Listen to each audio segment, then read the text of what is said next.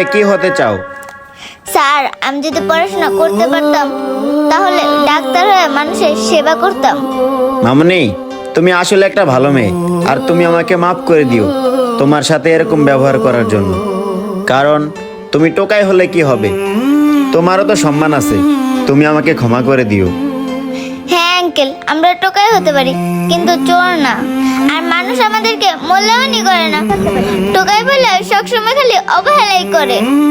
আর জানেন আঙ্কেল, সমাজের মানুষগুলো কেমন যেন সবাই আমাদেরকে চোর শাস্ত্রই মনে করে। আর আঙ্কেল, আপনি আমার কাছে মাপ চাওয়ার কোনো দরকার নাই, কারণ আপনিও তো তাই করছেন। সমাজের মানুষ যা করে এতে আবার মাপ চাওয়ার কি আছে? মামনি, ওসব কথা বলে কোনো লাভ নেই। এই টাকাগুলো তুমি যেহেতু পাইছো, এই টাকাগুলো তুমি রাখো।